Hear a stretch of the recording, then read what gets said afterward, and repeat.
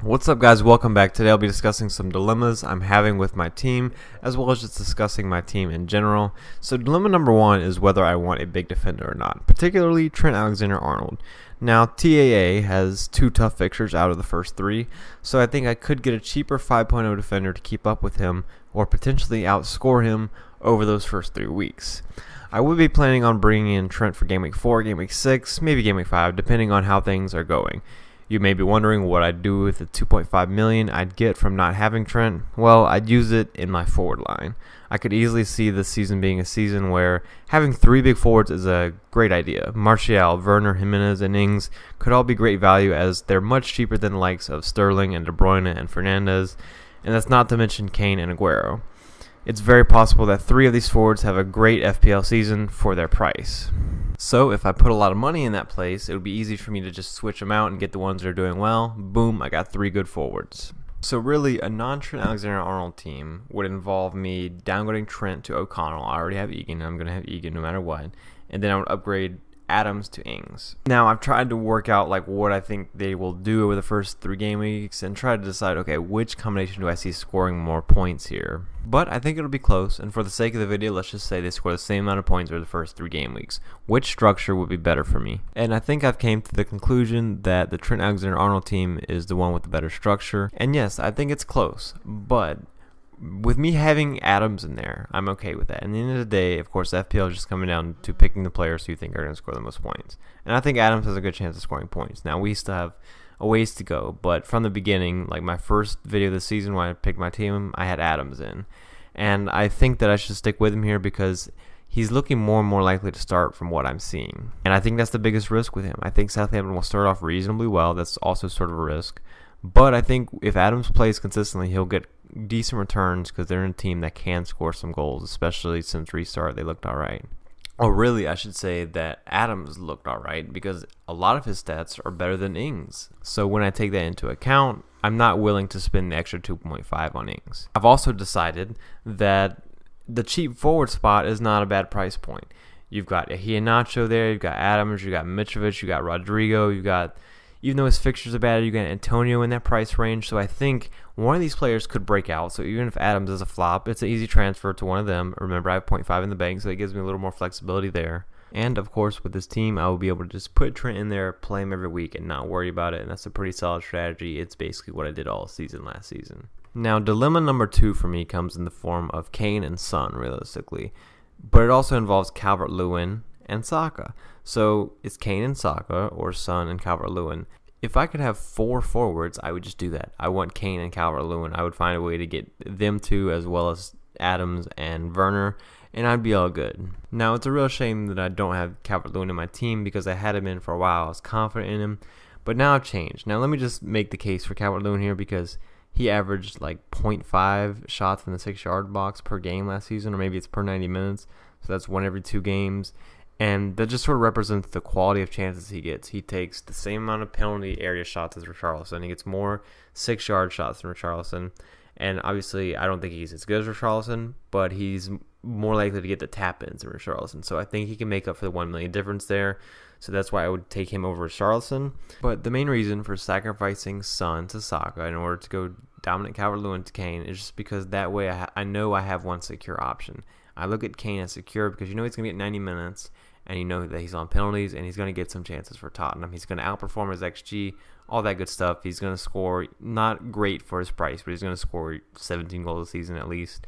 And he's got solid fixtures to start the season with.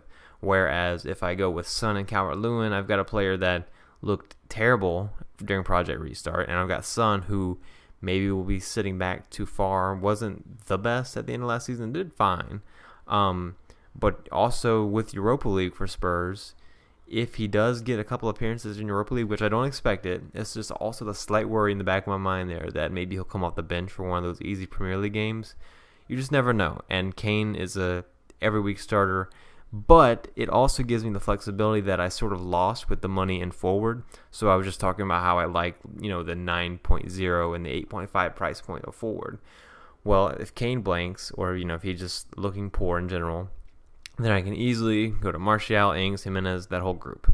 And that sort of gives me the flexibility that I want right now because, as I said, I like that price point a lot.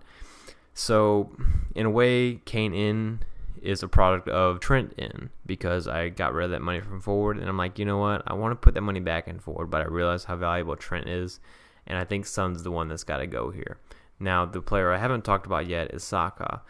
Saka may not start every game, but he has a little bit of flexibility there where he can play left wing back, left wing, left back maybe. But I've just sort of came to the conclusion that at the moment I'm okay with taking the risk that I think he starts, because I've heard rumors about Pepe not being fit, and Saka has just in general looked good, and he's done the job well for Arteta. If Saka does play, he's a great option. He's got 2 great matchups to start off with, and then from there, my team will probably be maybe not completely different, but I can shift some of the money around, and if I want to change the price point of the 5.5 midfielder, because I'll have 2 of them at this point, then I can.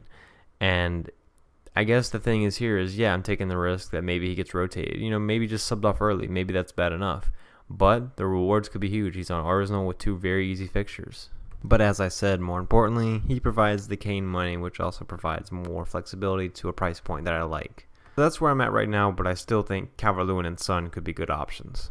So now it's time to talk about my team in general and some of the changes I've made since my last team selection video. So one of the changes is I've got an Armstrong now instead of St. Maximin, and this is basically because they've got about the same stats in terms of goals and assists per 90 minutes, but Armstrong's got a longer period of good fixtures, and he's also on a team that I expect to score more goals. I think the downside of Armstrong compared to St. Maximin is that Armstrong's probably an overall less quality player, but also he's not as central to his team's attack. So I remember seeing a Newcastle fan describe Newcastle like post-lockdown.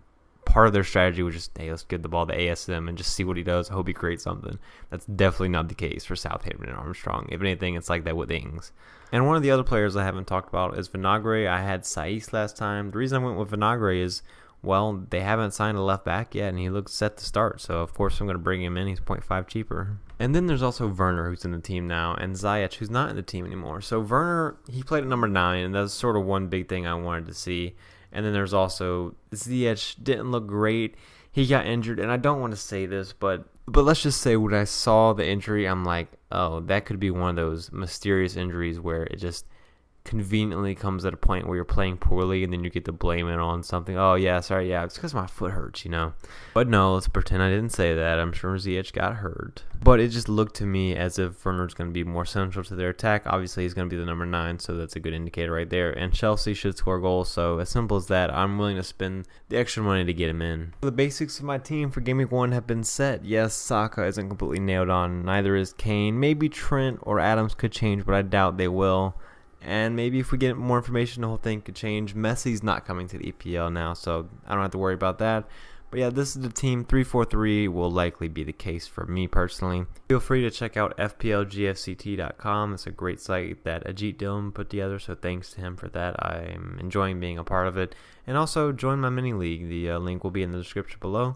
Anyway, I will see you next time.